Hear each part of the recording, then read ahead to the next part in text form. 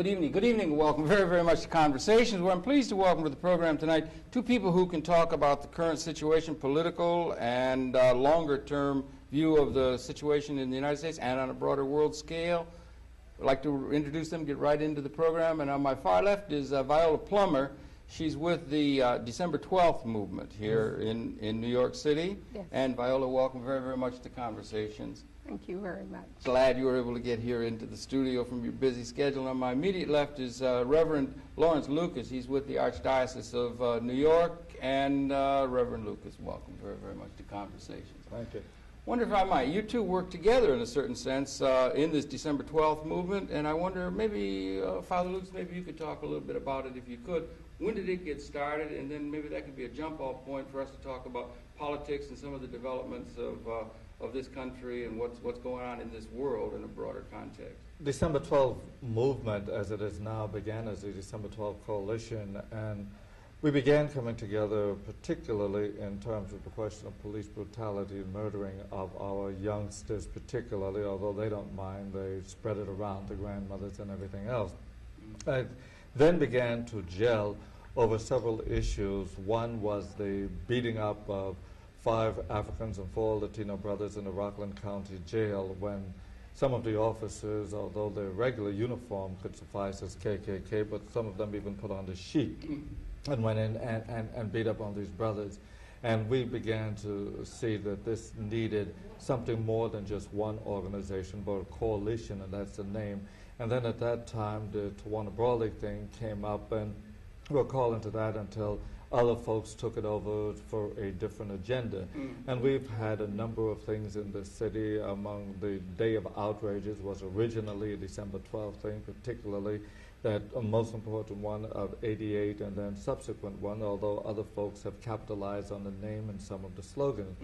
So fundamentally, what it is about is a serious understanding of the difference between the civil rights and the human rights movement, and the difference between a reformist approach and a revolutionary approach. And I suppose that is why the December 12th movement, particularly its leadership, have been brand terrorists, while those who are seeking to get positions to be the white man's top Negro in this country or in this state, they survive. They're not vamped upon as the other situation, because nobody minds when you're coming to beg for rights that God already gave you as a human being, because it means first you do not believe in your own humanity, so you have to get rights that others enjoy as a human being from other human beings, because you're not one. And they recognize, they have no problem with the integrationists, the reformists, and the civil rights movement. It's with the other, the revolutionary, the human rights, the serious human rights, while some folks use those terms interchangeably, they're not. And this is basically what the December 12th movement is all about. Yeah, and just sort of reflecting the conditions which just seem to be getting, in a certain sense, worse and worse as we begin to go along. The pressure's just mounting all the time, right? I mean, no question about it. The increase of the attacks by the New York City Police Department, by the Federal Bureau of Investigation and the Joint Terrorist Task Force, the attacks on people who they say have the human right to struggle to change the quality of their life, those attacks increase. And they increase at a rate that is commensurate to the decline of the imperial United States, you see? And those of us who, as Father Lucas said, struggle for human rights, you know, take those issues, police brutality, the issue of homelessness, the issue of political prisoners, right? The illegal entry of this country into other people's countries to establish regimes, a la Panama. Amen. So that we, in the struggle for our human rights, certainly did not let it rest with our support for those kind of movements abroad, but indeed we struggled here in New York City, in New York State, and in the United States. Right in the belly of the beast, as it were, in a certain sense. It was Malcolm, wasn't it, Malcolm X, who was going to take the United States to task in the name of human rights before the United Nations, wanted to call the United Nations to the attention of human rights abuses in this country. He was right in that. Exactly. And it should be done, right? And instead, what's happening? The United States is running the United Nations like a branch of the State Department. Yeah, well, that was one of the differences, although we should still do it. When Malcolm was talking about the United Nations, at least it gave the facade that it would be able to intervene on the behalf of human rights. Now, of course, it's simply another puppet or a department of George Bush or the United States. So he has more power there than he does in his own Congress, I think. Exactly. Again, to add on what Viola said, that this attack is in the media, every place you look. In many instances, they use privatization. Now, when they talk about privatization of the prison system, well, what else is the prison system except on the backs of primarily young black and Latino males? Other folks are able to make a fairly decent living. Other folks make millions off of it in terms of contracts. Yeah, sure. Now, when you talk about privatization, what you're simply saying is giving this opportunity to fewer people to make more money, and without any accountability, because once you take it out of the hands of government, then it's a private enterprise, and therefore the accountability and the opportunity for even a facade of the people control goes out the window. Yeah, we have a little bit of a control over the political process. The economic process, we have practically no control in terms of the broader context. So when you make such things like prisons and schools and so forth, quote, using that nice-sounding word privatization, you're simply saying not only giving a few opportunity to make more money, but taking even the semblance of control out of the hands of the people. Yeah, now you work at Rikers Island, don't you? I mean, am I correct in that? Yes, you're in there with the fellows that are in great trouble. And is it true, I read in the paper the other day, that we now have something on the order of 1 million people incarcerated in our jail system and prison system in this country? The United States leads the world. It certainly is behind the world in morality, but it leads the world in terms of incarceration. Yes. There are more African people incarcerated in this country than even in South Africa. Good God. Good God. Higher percentage than any other country in the world, true to say? Yeah. That bad. And the conditions are appalling. Yes. And they're growing all the time. You monitor that on a regular basis at Rikers, right? Well, I'm not supposed to say I monitor it on the road, but obviously I do. No, well, you keep track of what's going on. You have to keep your eyes open and see what's happening, because remember... You know, for us, though, the issue is always to look at the totality of what's happening. Yeah. Because you see, when we start to take one piece at a time, we negate the total situation. The United States government, its administration, its political economic system is no longer capable of providing a adequate quality of life for all the people. What does that mean for Africans born in this country? That means that the quality of their life must, at the same rate, decrease. You see? In every sphere. That means that if there is a 7% unemployment rate for white people, it is going to be 14% for black people, and it is going to be 40% for young black men. Unconscionable. You see? Absolutely. What does that mean? That means the development of a, quote, underground economy. What has this system made or laid the basis for that economy? It's drugs. No question about it. Drugs in this country, in New York, according to the Wall Street Journal, was $8 billion in the 1980s. You see? So New York. And that's New York. Yes, New York alone. New York. And so that what happens is that these young black people, right, are forced into this, quote, underground economy. That serves two purposes. It serves for this country to have an immediate illegal cash flow, okay? Because these young people get this real quick money, and $20,000 is circulated to 5 car dealers in a month. See what I'm saying? Yeah, right. So that you get an immediate influx of cash. Secondly, they are going to be arrested, okay? That's going to now provide the jobs for the upstate people who are unemployed. That's right. There's going to be a clamoring uneducated. for more police. Yes. You There see? has been Mr. Clinton even just said he's going to give us 100,000 More That was police. one of his, I mean, yeah. it's that kind of situation. Police are going to solve social problems when they're part of the big problem themselves. Of course. But you see, there's nothing unique about this. Well, that's what I was because- going to ask you before, because you said Bush and Reagan made it worse, but it's intractable. Right. Gunnar Yeah. Myrdal wrote about this. Other Yeah. people have written about this. It seems to be You intractable see, in this that's country. one of the Yeah. many serious problems with greedy, racist capitalism to begin with. You have to have a different strata economically and therefore socially and politically speaking too. And what is happening now is capitalism is now, I believe, is on its deathbed. Yeah. It's fighting anxiously to maintain. And what you're going to get is more and more money concentrated in the hands of fewer and fewer to the disadvantage of more and more. Well, you'll print Right. that. And I can say it right here, if you don't mind, right now. They put out a magazine, a newspaper, really fine, recommended, and so forth. It's called,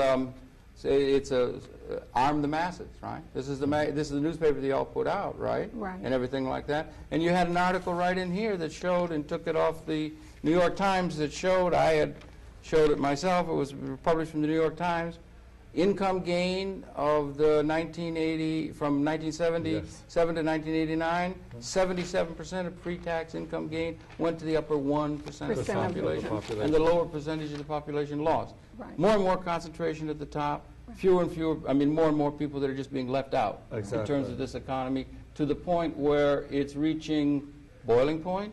No It's reaching, as question you about said, it. death throes, Death perhaps, throes, yes. or it has its own contradiction, and yet it just keeps rolling along like Old Man River in a certain And kind of way. Many people. unfortunately, the vast majority are so politically unsophisticated that they will be quite willing to buy, and you will find this being implied both in both halves of the same coin, the Bush and the Clinton, Yeah. that the reason for all of this is the poor black and Latinos on welfare. Yeah. Oh, That's that's the fact fault that- of it all. Right? Yes, that's Yeah. the fault of it all. Yeah, And yeah. many people buy into that nonsense. Oh, yeah, it's scapegoating. And, Yeah, and it's- anything that apparently is put out from high places, this country buys. Yeah, unfortunately. Unfortunately. Yeah, The name of the newspaper, it's very interesting because we chose that name yes? because the question of what is power, Yeah. what is a real armament, is information. Mm-hmm. It is a clear, unbiased set of facts that is observable and provable. We quote from the New York Times because, in fact, if Arm the Masses did the analysis and laid it out, then people would be skeptical, you see? Yeah. But the New York Times has to, because it's observable.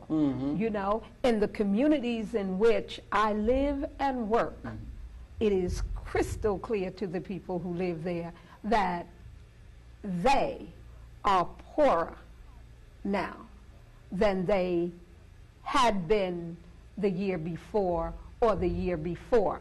And tomorrow they will be poorer than today. Yeah. You see, and Right. they're clear about that. Yeah. The struggle for us in this country, though, is how do you get that information to the masses? How do people in simple language read and understand that? Yeah. That's why we put out Arm the Masses. That's why we call it Arm the Masses. Right. This has to be about guns and stealth bombers, et cetera, because they miss the point. Information is key. Absolutely. Knowledge is just power. to understand the reality. Just to Absolutely. understand the reality Absolutely. is right there. And that's the motion forward. Yeah. Because the reality exists. The objective conditions of our existence exist Are unacceptable. and exist as a fact. Yeah, right. The illusions notwithstanding. Uh-huh. The vote, Clinton, Bush, Quayle, who was that other one? Gore. Gore. Gore, yeah. Right. Right. Vote. Them all in and Throw, scramble pick eggs. out two of them. Uh-huh. And we're going to have a, quote, change. Yeah.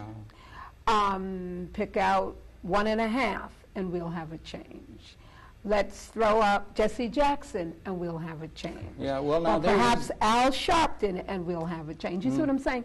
It's a trick. that this kind of system is a master at. They've mastered the propaganda. smoke and mirror smoke and mirrors. propaganda. Yeah. Absolutely. Yeah. They own the media, you see, and the media exists to and make their money to the degree that this kind of system exists and make money. So that, you know, they're not going to now say, hold it, folks. Look at the economic program of Gore and Clinton, Bush and Quayle, Reagan and Bush, Carter and whoever his person was, et cetera, et cetera, et cetera. Let's look at this. Let's go back to the 1930s and trace the, quote, change in the condition of the lives of the mass of people, regardless to whether Frick or Frack was president. Yes, right. You see what I'm saying? Right. That the media is not going to do that. The media is going to talk about whether or not George Bush had a tryst with somebody, or Clinton, or Gore, or Barbara is not talking to George Jr.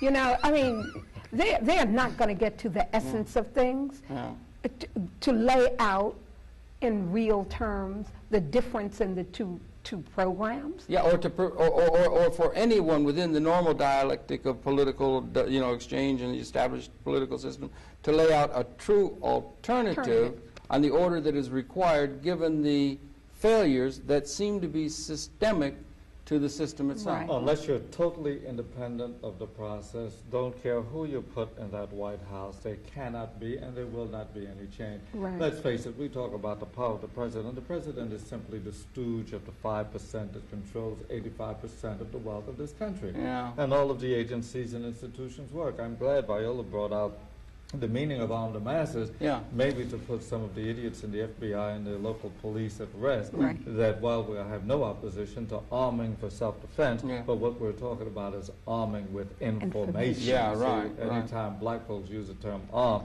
these folks get excited. Yeah, right. A bunch of chickens without a head. Yeah. Well, when things get to be, you've got to protect your babies. You've got to protect yourself against that. And there were some people who said there is no sense in allowing an unrelenting kind of attack coming down upon you and those very, very close to you. You do at a certain point in the name of manhood, personhood, human rights, or whatever. You have to be able to defend yourself. No and that's question something that has to be about done. It might involve something like Yes. Or something like a physical reaction to the injustices that are just fundamental to Catholic theology, and I mentioned or to human nature, perhaps. It's taught that we have a natural, God-given right to self-defense when we are unjustly attacked. And when the attack becomes, and again, like as you say, systematic, or like you said, Viola, that the situation is worse than it was and can be perceived only as getting worse yet into the future, is a condition that is going to leave little ground for people but to start thinking about some sort of a way of defending and fundamental change. And you bring it out by implication that is, we're not simply talking about individual defense against an individual attack, but you're talking about groups' defense against societal, systematic, and institutional attacks. Absolutely, yeah. And anybody who are victimized by this, who do not see the need for confronting this avalanche against people of color primarily and poor people, not only in this country, around the world, has got to be blind. Yeah. It's interesting that you say that, because it's not only in this country, obviously, we do have that. It's a seemingly intractable kind of thing as far as the less advantaged people that have traditionally been so, but it also does carry out, doesn't it, on a world scale, that this country seems to have no philosophy, no system that allows it to relate to the people, the less advantaged people on the world scale. Oh, it does relate. And it makes a moral dilemma of the highest proportions, because it is, after all, this country which has the power, probably uniquely so, to in a certain sense, render the habitat incapable of the continuation of the human species. Exactly. We are so tremendously powerful, and we don't seem to have the moral responsibility that ought go with that power, particularly in this unipolar world we're supposedly celebrating. We never had a moral concept of a country, and that's why our power is based on the ability to destroy human lives, to destroy the entire planet. That's what the United States power has no moral power whatsoever. Its economic power, whatever that was, is fastly disappearing. But the United States banks upon their power to destroy. And when you bank only upon that, well, then you're next. To destroy and by inclination to intimidate. To And to beat into submission. any kind of resistance to injustice that is because that's inherent. precisely what's happening in the United Nations at this point. Yeah. As you know, we are preparing to take a petition to the General Assembly this September. Yeah. And the petition, very simply, in as many terms as we can put it, is saying we must, Africans born in this country, 40 million of us, must be heard at the United Nations, that we must take to the world the charges of human rights violations that have been persistent and consistent since we were kidnapped and brought here, that we have some legitimate issues in terms of human rights violations. First and foremost, reparations. All right. Reparations. We have the right to self-determination, that is a human right, and 40 million people have a right to self-determination. We have a right to dispel from our communities and our nation this imposition of a culture that is so vile and so violent that it disrupts, the development of Africans born here and trying to develop. That we in fact charge genocide. No question about it.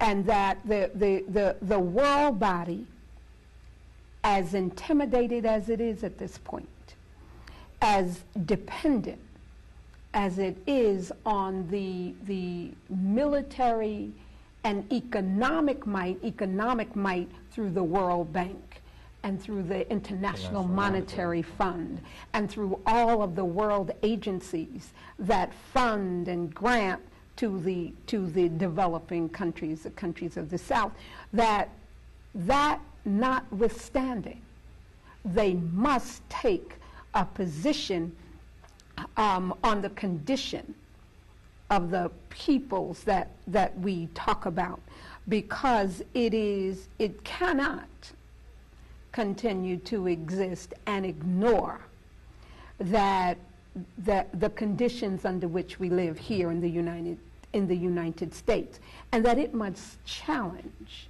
the hypocrisy that the United States spreads around the world. And in so doing, as we see it, therein lies their protection.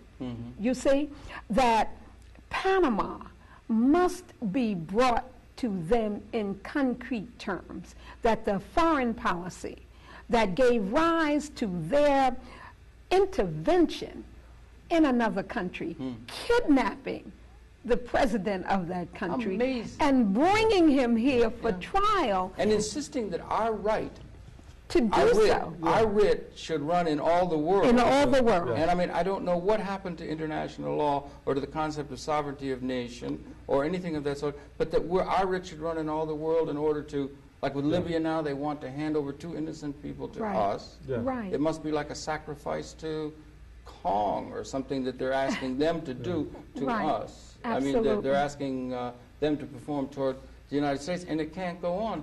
But if we look at domestic politics, and we're in a presidential election year, obviously. We have the Republicans, we have Mr. Bush and so on. Then we have the Democrats and the Democratic Leadership Council and Mr. Gore and they seem to me to have, in a certain sense, tilted or put their whole direction toward the upwardly mobile middle class peoples, and seem to have, in their approach, written off the less advantaged people within our society. About it. I mean, openly and consciously and directly saying that's the way we're going to get elected, and a pox on those who are less advantaged in and our they're not society. even trying to disguise it in the way, was it Richard Nixon or Ronald Reagan who used the expression benign neglect? Yeah. But they're not even trying to disguise it now. And you could tell that, what a choice you have between Bush and Clinton.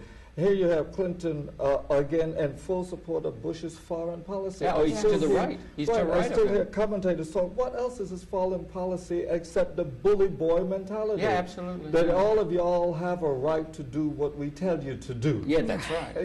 That's about what Yeah. it's all about. Yeah, the you powerful have a will right do- to have the government that we say is okay okay. with you. You say. Yeah, Yeah, right. yeah, Their rich yeah, should run in all the yeah, world. It's like exactly. post-industrial And you call feudalism. that a foreign Yes. policy. Yeah. It reminds me of, it's so ingrained Uh-huh. that even in more ridiculous things you see, I thought the Olympics was a trip, Yeah. to see the cream of the crop of our professional basketball teams go over and beat the pants off of the best amateurs of it. And we say, hey, how wonderful and how great we are. That's like Muhammad Ali in his prime beating up on some amateur from Yeah. Germany or someplace or from Nigeria. Yeah. And everybody is saying, isn't that wonderful? We won. Yeah. What do you expect? Right, of course, yeah. Or the horror of Iraq, where, I mean, where we just bulldozed people and buried people alive. And this tremendously, this display of military might and so forth, and callousness toward... Callousness. Or we can see a United Nations fretting, perhaps justifiably so, about Bosnia, and allowing that situation to continue in Somalia. But you see, they could be very circumspect when it comes to European countries. Yeah. They don't jump in with the same gusto and the same destruction That's as the you point do I'm trying to make. exactly, Yes, exactly. with people of color. Yeah, right. You see, so Iraq, wipe them all out. Bosnia, well, now we got to be very careful, because we don't want to blah, blah, blah, blah, blah. You know, and the hypocrisy is so patent. And it's so obviously Eurocentric, isn't it? Absolutely. Eurocentric. Yeah. Absolutely. And Absolutely. trilateralist-centric world that we live in. No question about it. And it can't be allowed, and we sit there and we say this and so forth, and we can try a petition to the UN, as you say, and it's obviously good.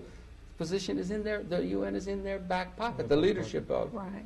And yet, I do believe, don't you, I think that there is, we've had demonstrated, we were talking about it before, that there is among not only some of the poor and the poorest of our country, but even among some of those who are in the middle and in the upper group, we had this phenomenon of a Mr. Perot, who announced on the television one day that he was thinking of running for president as an alternative to the status quo elements of our political process. And there was this massive rush of people who claimed fundamental disaccord with the system as it is set up. 5% of the people said they felt the United States was fundamentally off course. There is a widespread, beyond, let's just say, New York City or some of the worst sections of our society, a widespread sense of discontent with business as usual. Don't you believe? Absolutely. I mean, when we many talk groups about beyond just people of color and so forth. Exactly. when we talk about that Maybe revolutionary the dimension. present political economic system can no longer provide the quality of life for the masses of people, surely we are talking about worst hit in that. It's African Americans, it's Latinos, Absolutely. is the Native indigenous. Americans. Native Americans. But that does not mean that we are the sole mass. You see? We talk about in those statistics in the New York Times, you're talking about 1% of 250 million people? Yeah, roughly. Yeah. You're talking about a middle sector, and that middle sector is relative to the poor sector. It's not relative to the richest sector. And what that means is, as 1 out of 4 young black men are unemployed and in the prison system, you go up the ladder to, quote, this middle sector, and this middle sector has maybe 1 out of 8, but it still has 1 out of a percentage. That unemployment, when you talk about tens of millions of people being unemployed, certainly Africans, Latinos, indigenous Americans, Indians. But you're also talking about millions upon millions of white working class people, and working class from every strata. That's right. So that relationship is not directed toward, if you look at classical economic terms, the middle class is in relationship to the rich. Yeah. No, the middle class is in relationship to the poor. You see, because they're getting more impoverished as that class shrinks. The middle class itself is. Yeah, of course. Yes. Right. So we're going to discuss a true warrior by the name of Abubadika Sonny Carson. Now, many of us know that name, Sonny Carson, from the legendary movie, The Education of Sonny Carson. That movie was based off a book that Abubadika Sonny Carson wrote. But the real Sonny Carson, in real life, was actually 1,000 times bigger than the movie. He was actually one of the most feared black men in America at one point. He was even so feared that he ran John Gotti out of Bed-Stuy, Brooklyn. He was a powerful civil rights leader. He was an activist, a warrior, an organizer, and he was really many more things, people. But one thing that he wasn't is he was not scared. He wasn't scared of the state of New York. He wasn't scared of the NYPD, the mayor, the district attorney, or the Department of Education. Now, Sonny Carson's way of doing things was different than a lot of other civil rights leaders, but he did things the way that he felt as though it would be effective and it would produce results, okay? He was somebody who was for his people in every way, and he also believed in by any means necessary. And yes, he too was a disciple of Imam El-Hajj Malik Shabazz Malcolm X. The black community in Brooklyn had a beef. They had a problem with two Korean grocery stores called the Red Apple Grocery in the Flatbush section, okay?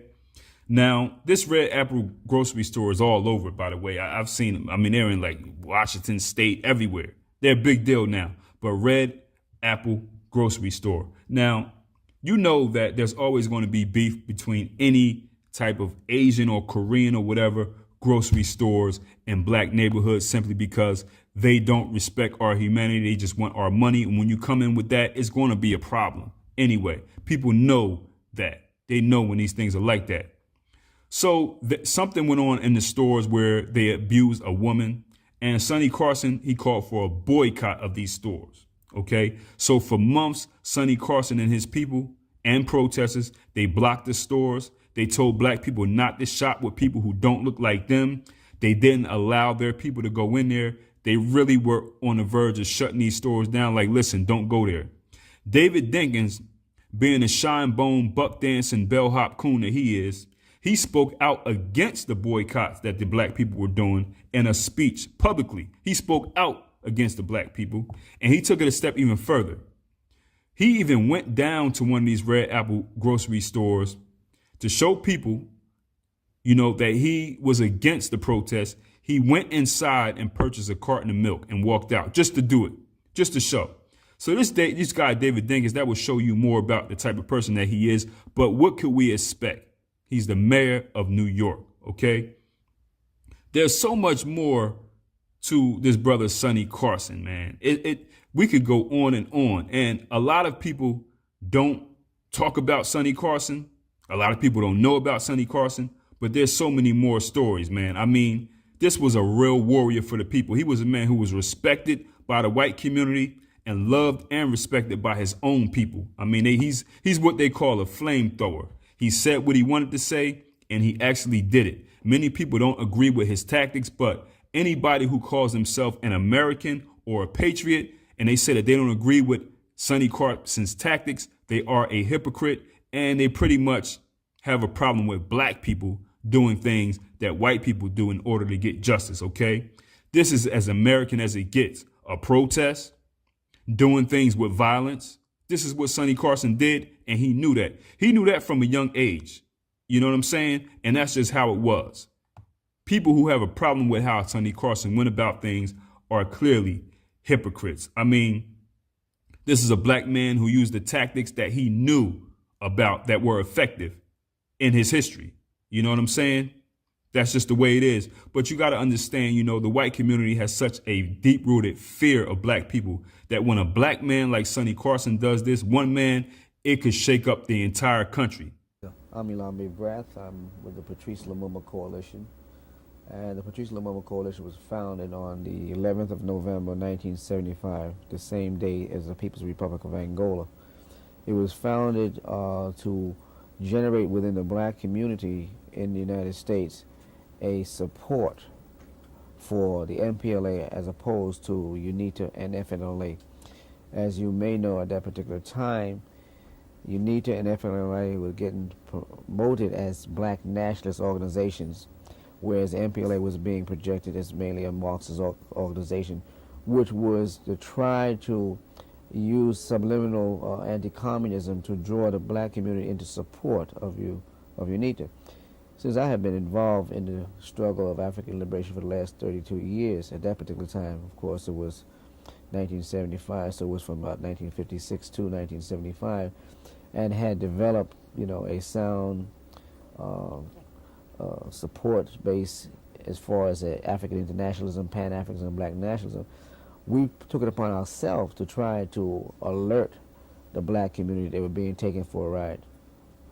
Now, what's happening today, Elombe, in terms of, it seems as if the Savimbi public relations effort, political effort, has made a serious attempt to find support within the black community. And Savimbi himself says he's a black nationalist. See, Savimbi has done nothing today that he's not... Let's wait for this truck.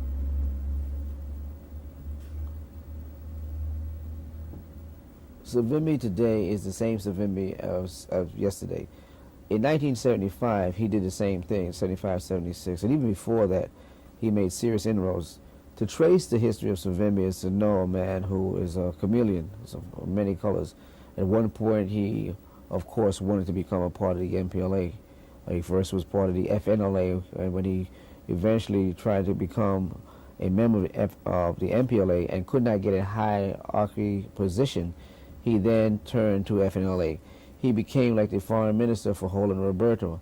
Roland Roberto, of course, was making great inroads in the black community because, unlike the MPLA, he came to the United States and went directly to the black community.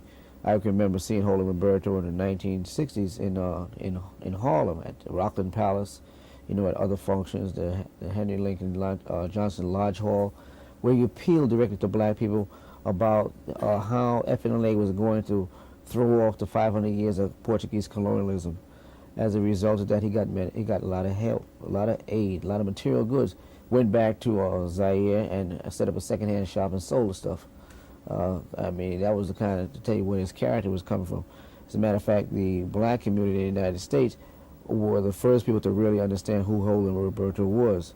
So when we found out later that Savimbi denounced Roland Roberto, called him a CIA agent, as you know, or may know, President Kennedy had put Roland Roberto on a CIA retainer. And so here was a man who was supposed to be leading the revolutionary government in exile, which he got really that idea from black nationalists in the United States, namely a man named Carlos Cooks, who was one of the early Pan-Africanists and coming from the Garvey movement. Now, when Roberto and Savimbi fell out, Savimbi went back to Lucerne in Switzerland to try to continue his studies, and then he later on formed UNITA. By forming UNITA, then he had to come up with, that UNITA was different than FNLA, even though he wanted to still maintain a black nationalist posture. So what he had to do is to get some revolutionary credentials. At that particular time, the Sino-Soviet split helped to play this particular the card that Savimbi wanted, in that most of the organizations that were breaking away from the old line organizations that had Soviet support would then try to get Mao's blessings. So Savimbi became a Maoist, presented himself as a Maoist, and coupled with his black nationalist credentials, when he would come into the black community, which was also being, broadsided by Maoism, and you also had the left, the neo-left in this country also being very much Maoist, he started to build a support base in the black community. The point is that his target always was the black community. What he did was to project the MPLA as mainly an organization of mestizos, that the MPLA leadership were all married to European women, Portuguese women, that they had surnames that were all Portuguese surnames, whereas he was a Savimbi, the Chitundu, the Sangumbas, All these people had indigenous names, and therefore they were more African. It was become a blacker than thou type of syndrome, which was also being played out in the black community in this country. So he was able to get some support, particularly with people who were disgruntled with Soviet, domination of the socialist arena. So that was how Savimbi first came into the scene. Now, when he started to go around the black communities, we decided that we would actually almost track him and try to confront all of his people in the United States from coast to coast. On the 1st of November, 1975, we held a program 10 days prior to Angola becoming independent, and had the ambassador designate, Eliso de Figueiredo, in the Harlem community to explain the MPLA's position. At that particular time, we announced, or he announced rather, that South Africa had invaded Angola. That was on a Saturday, at the Olatunji Center. Then Monday, we had that tape into WLIB, and Dave Lampel was playing it on the radio, and that was the first time that the black community started to become alerted that South Africa had entered into Angola on the side of Savimbi. Well, let me just ask you one point about that and go back to Savimbi in a second, because I'm afraid that that it's too complex for a general audience. I want to try to help make it a little clearer. Okay. Today, Savimbi has been making a big push in the American black community. He's gone to Birmingham, Alabama. He was given some sort of freedom award, the Evers Award of some. He went to Mississippi. He's brought black ministers over to his base in Angola. What's going on? Well, what Savimbi is doing today is to try to continue what he tried to do many years ago. Today he approaches people like Ralph Abernathy and Hosea Williams, former King, SCLA, prominent ministers. He, of course, has the support of Charles Evans of Fayette, Mississippi, who is a real zealot as far as anti-communism is concerned. He also has the mayor of Pritchard, Alabama, and he at one time had an Arrington of Birmingham, but I think Arrington is now recanted. Another time he was using this idea of trying to stop the brothers from fighting, to have a peace movement, reconciliation, and Dick Gregory was almost ensnared until he was confronted. Now Dick Gregory is begged off. But because the South, the Black Belt, is an area that has a large percentage of black people, a lot of black schools, but have not really been privy and up to date in a lot of the dynamics of Southern Africa politics, Savimbi hopes to play a racial card, a very simplistic, mechanical, and anti-communist. Now he's even trying to disassociate himself somewhat from South Africa, although it's probably too late. Comrade Chimurenga, you're holding on to a newspaper called the New York Amsterdam News. I see this is the edition of the 14th to the 20th of September. What's special about this week's edition? Yes, first of all, the Amsterdam News is the oldest black newspaper in New York City. It has been around for over 50 years. And this particular paper is read by hundreds and thousands of black people. And so what we wanted to do is to advertise in this paper to make sure the words got out to our constituency and community. So there's a lead article on the first page about the president's arrival and coming, and also the history of why the UN General Assembly exists. In addition to that, we also thought it was important to make sure that the readers knew about the rally and demonstration. So we took out an ad in the newspaper, a full-page ad to advertise, to also back up the story. So we expect a very good response from this advertisement.